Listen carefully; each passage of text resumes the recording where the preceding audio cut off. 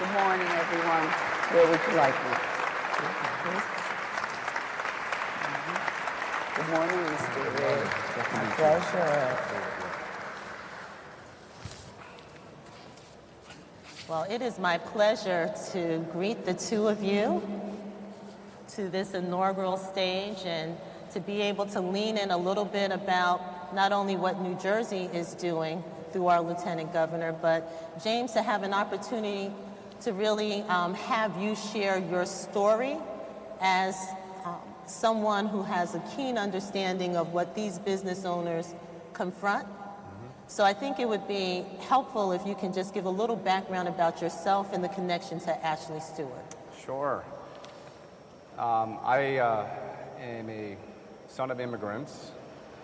Grew up in a family that, to use the metaphor, a little bit off the grid. And I talk about the grid as sort of just the power structure, knowledge structure, capital structure, just off the grid. And I think my first exposure to the grid was going to Harvard College and sort of seeing things and saying, wow, people know each other and there's a way of doing things. So I spent most of my life, I'm a born teacher. It was my first job out of Harvard. But I've managed billions of dollars of capital in New York and Boston. I've sat in very tall buildings, shuffling money. But that's really not, it's a skill set, it's not who I am. I've always been an advocate for people and for merit-worthy underdogs, and that's just who I am. And so for the last 6 years, I kind of went off the grid. I live in Boston, and I've dedicated my life to help resuscitate and grow a business that reminds me of my mother, which is called Ashley Stewart. And for those of you who don't know what Ashley Stewart is, it is a 29-year-old business that was geared toward black women, sizes 12 and up. And when I thought about it 6 years ago, I don't think about size. It was important to me because it's, in a metaphoric sense, it is I can't think of a larger, more national business that was for black women, size agnostic, than Ashley Stewart. And we'll go into a little bit. Every metaphor that you can think of has befallen this business for the first 24 years of its life. And the last 6 years, a bunch of us have worked together to make things right. Thank you for that. So now, tell me, when you connected with Ashley Stewart, and you can correct me if I'm wrong, they had some financial issues. Because one of the things that many of the diverse business owners find is difficulty getting access to capital to get the business to not only operate, but even to scale up. So can you tell us a little bit about that? So 6 years ago, the state of Ashley Stewart, and I want this to be a story really of hope and also of substantive process of steps that you can take. This business was on its back. It had a do not resuscitate band on its wrist. I was selling scrap metal in the warehouse to make payroll. I had to hire a police officer to protect the employees of this company because the company was having trouble paying its bills for 20-something years. We had no computers in the stores. There was no Wi-Fi at corporate headquarters. Everything was cash on delivery. There was no credit. That's the state of the business in which what Ashley Stewart was. And the steps that we took, a lot of it was it's a vouching system and it's a track record system where we shared goodwill. So I came in, and I'm obviously not the target customer, but I would argue that let's look beyond skin and look beyond superficial things like this. I understand this woman. She is my mom. I had a Rolodex, and I had a track record. It was in areas and in institutions, perhaps, that a lot of our customers, sadly, do not have as much as they ought to, which is one of the reasons why we're here. But she had a Rolodex, too, and she had goodwill, too, and she shared those friendships with me. And we merged our Rolodexes together, and there was a lot of trust. And those are the steps that we took. It was not all goodwill, not all culture. And I'm going to talk to you about some of the things. There was a lot of math. There was a lot of financial connectivity that was required. And it was a lot of explaining who she was and introducing her to a bunch of people that may necessarily not have known her as well as they ought to. And what I've explained to a lot of the people in the capital markets is that I couldn't think of more merit-worthy, hardworking, loyal, eager to learn employee base, colleague base, customer base than in my 50 years of living. I'm proudest of being associated with my colleague and associate base now. Well, that's great. Now, Lieutenant Governor, one of the things that these businesses face are they don't always have a knight in shining armor like a James Rhee that they might be able to connect with and leverage that, right? Because that's what happened in your case, James. You were able to leverage your contacts to be able to help that business. Can you share with the audience what the state's role is in this administration as it relates to these businesses and how we can reach in when they are, to use his words, kind of on life support? Thank you, Hester, and I'd like to just welcome everyone here who's supporting the effort of our administration to broaden business opportunity for minority and women-owned businesses. I think that historically, government has not exercised everything they could to open up procurement, business opportunity, and investment in what we call minority-owned firms. I think part of that is you have to have a governmental administration that makes commitment to do that. It is important who sits in these seats.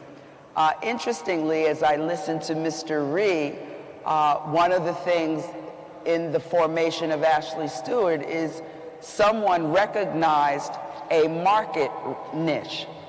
And I think sometimes with our businesses in communities that are, quote, on life support, I often see that they have not thoroughly thought through their market niche. I'm reminded of a business owner that was here in Essex County who was far advanced before the rest of the country was in the use of technology. She had worked as a CFO at the Mercantile Exchange. She had worked as a CFO at the Apollo Theater, and she decided that she was going to open a software company, retail. I encouraged her not to do that. She went to Montclair. She secured space for that business. She had to create and build up her inventory.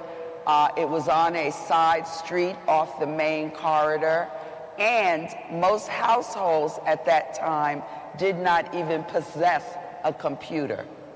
I had encouraged her to start her business out of her home, to outreach to school systems, university systems, and try to build her business that way. I believe that many of our businesses are merely on life support because they don't thoroughly think through a number of different things. Location, marketing, the messaging and branding of their business. You know, I pay attention to everything, so I'm familiar with Ashley Stewart, and one of the things I think has helped Ashley Stewart grow, interestingly, Hester described herself as a person from the hip-hop generation. Well, something that Ashley Stewart has recognized is that women who are size 12 and up belong to the hip-hop generation. And if you look at their advertising, if you look at their marketing, whatever you see Beyonce or Cardi B wearing, you will find a comparable fashion item at Ashley Stewart. So I think that it begins, Hester, with really thinking through your strategic planning of your business, your market, your location, and then you talked about the contacts. There are a lot of resources out here. And in New Jersey, we are really resource rich. But often it takes a great deal of networking. Government can be your friend. And I spent 16 years in New Jersey State Legislature. And what do? We enact laws. It is very infrequent that we see minority and women-owned businesses knock on the door of their local legislator. Your local legislator can enact a law with the support of a governor that can overnight change the trajectory of your business. But we have to also become politically engaged as minority-owned businesses. That gets to be important. Because if someone who sits in a position to be able to provide you with business doesn't even know that you exist, then you're missing out on a business opportunity. And that is what I would describe would help a business that finds itself on life support. Can I build on? Sure. So many of the things you said, they're right.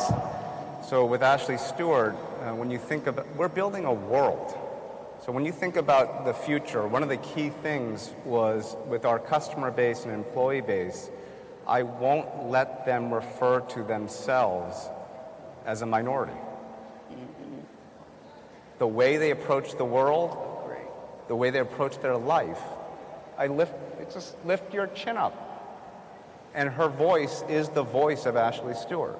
In our world of Ashley Stewart, our core customer, it's her world. And she invites a lot of people into her world. Our world is now, through technology, 40% Caucasian online. And people often said, oh, that'll never happen. I said, why would that not happen? She's got lots of different friends.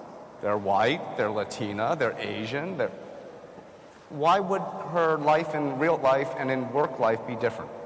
So with this money that we're getting, we are amplifying her in the way she wants to be amplified. But from a capital perspective, there's massive inflows of capital coming from all over the world enabled by technology. And you can really scale using technology wisely. Technology has become very inexpensive. The other thing that the Lieutenant Governor mentioned is that we are, with our world, we're in 22 states. We have a lot of alliances. I teach at Montclair, at NJCU, at Rutgers, and I'm going and teaching the sons and daughters of our customer base because, one, it's the right thing to do, to tell them what we did. But two, isn't this another future line of Ashley Stewart supporters and customers? I do this nationwide. It's killing 12 birds with one stone. But I do know that the biggest bird, so to speak, I know that our customer employee base, she wants her children to learn this and improve. And as a parent, I think that's the only thing that you want, is for your children to live a better life. So our business model, it's not selling clothes at all. The clothes selling just makes us a for-profit business to self-fund the things that we can advocate for. So we partnered politically. We partnered with Mark Morial and the National Urban League on their national voter registration campaign. Nonpartisan, we used our stores. We gave our stores to Stacey Abrams in Georgia to meet customers. Why wouldn't we use our infrastructure and platform to advocate and partner with institutions that are good for her beyond just buying clothes? And I would encourage you to think about what the Lieutenant Governor said. Your alliances and friendships, be very creative about how you can work with each other. And I think the key denominator is the word trust. You have to establish trust in a track record, and it's one relationship at a time. That's one relationship at a time. Don't burn your old relationships. They're your most valuable. Well, John, thank you for that. I think one of the things that struck me about Ashley Stewart as I started doing my own research, and I think is interesting for you all, is that as a business entity, and you refer to Ashley Stewart as her. So the business is not a business, the business is a being. Yes. And I think a good way of really showcasing that is in this video clip that we have that really brings to life how you have taken the brand Ashley Stewart and created a being.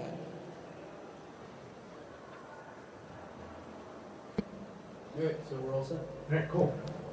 I grew up in an urban community. You know, my community was close-knit. I went to church every Saturday. I grew up climbing trees and picking blueberries for fun. I was a first-generation college student. Mommy goes to work at Ashley Stewart's in Union. She makes women feel happy and make them feel beautiful. I'm 10 years old, coming to America and not being accepted. I didn't know what that meant. Having this long curly hair and these, they call it freaky eyes, it was terrible. My father died when I was 12 years old. I mean, like, it's really hard to lose a parent at such a young age. You don't feel like you have the same thing that everyone else has. But at the same time, my mother was both mother and father, and she did the best that she could. I used to run away from home a lot. My stepfather used to sexually abuse me, and I would just run away, and the cops would get called, and then I would get arrested. My big obstacle was us being homeless. I still came to work every day with a smile on my face. Actually, was mostly like my family when I was going through my situation. There hasn't been a brand like Ashley Stewart ever that is in our communities, that is affordable. When you walk in the door, everyone is a family.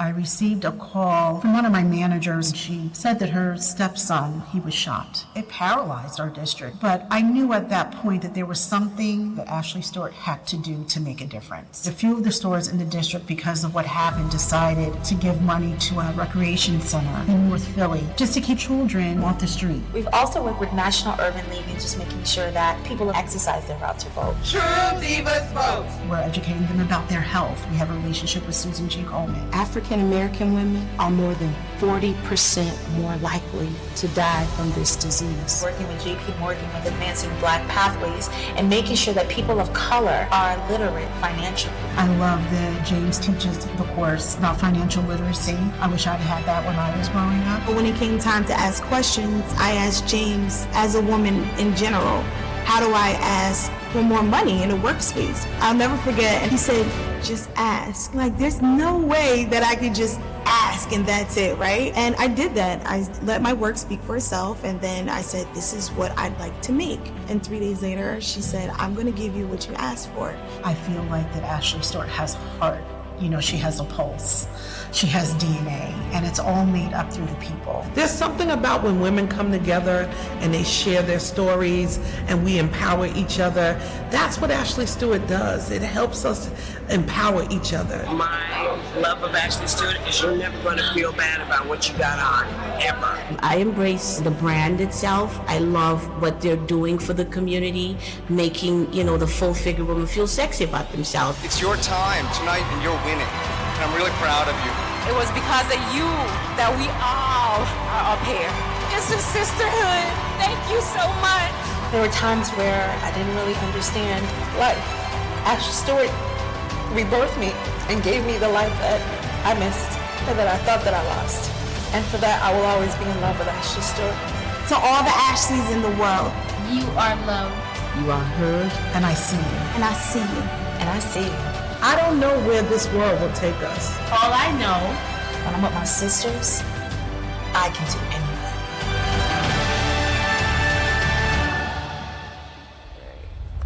And clap on that.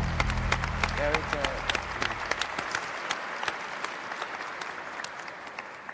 So James, that's one of the things that is this marriage that we have on the stage, right? We have the enterprise of business, the impact that it can make in community, not just financially, but the social impact. So I want us to speak a little bit more, because this is a high level, everybody's in on this conversation, in terms of the state of New Jersey as it moves forward. From the perspective of a business owner, what are some of the things that you find would be valuable as a strategic partner? The easy answer, which I'm not going to give, and most business people do, and I always cringe.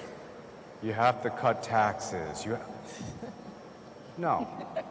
Let's be real about this. The single most important thing that New Jersey can do for Ashley Stewart is to invest in education, to make people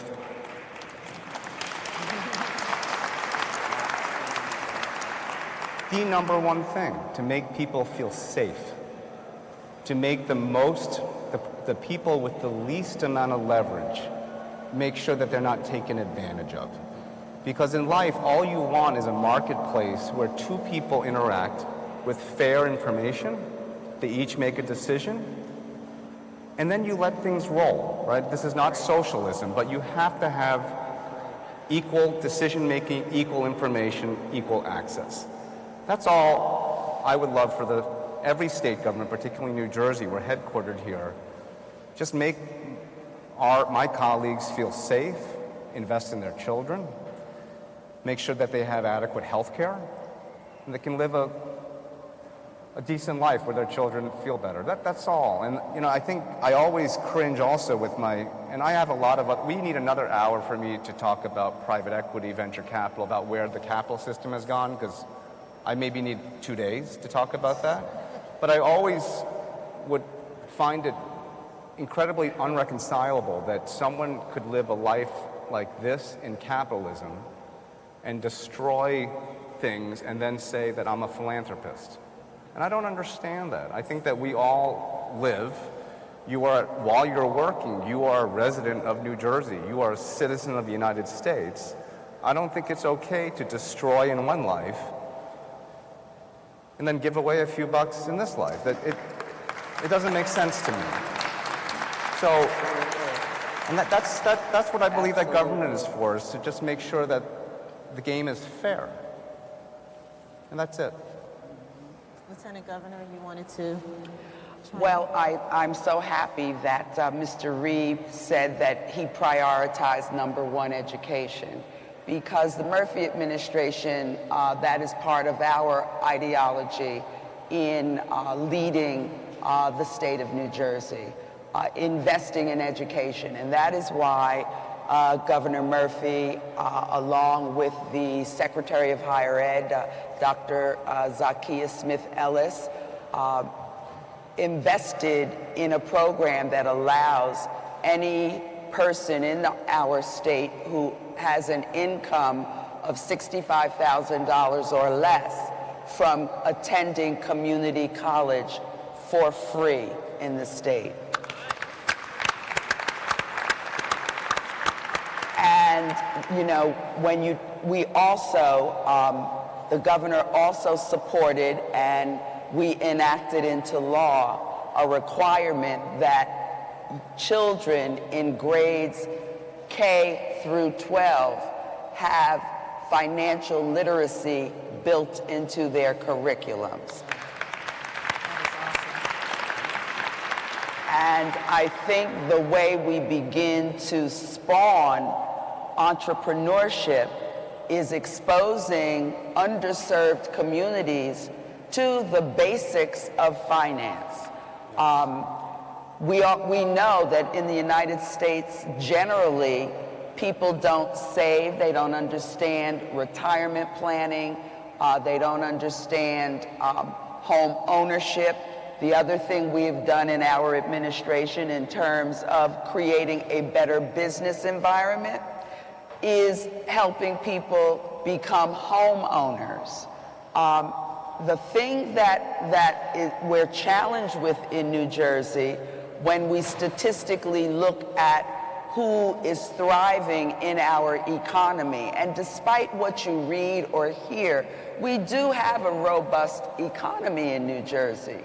The other challenge, I think, is to understand that underserved communities and the people that live in them, they have disposable income. What we have to figure out is how we connect up minority and women-owned businesses establishing themselves in underserved communities and then attracting people who live in those communities to use their disposable income to support and buy from and create a connection with those businesses. I serve as the Commissioner of the Department of Community Affairs.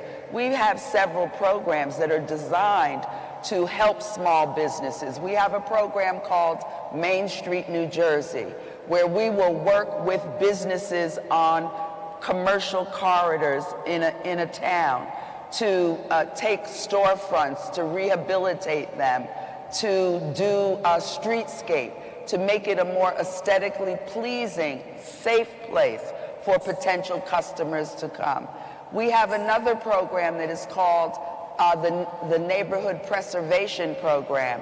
If there's an old historic building in a town that your business is located in, we will work with you to renovate and help finance the restoration of that building.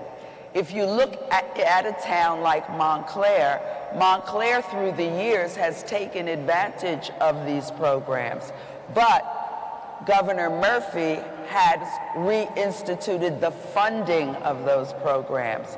And then, Hester, I'll just also say that the other thing we can do to help support small businesses, minority-owned businesses, and I'm with you, Mr. Ree, I don't like to characterize and classify you as business owners that you have to be in a niche called minority or women-owned. If your business is good, if you've got your whole thing together, you should be able to compete with any business that is established in the state of New Jersey.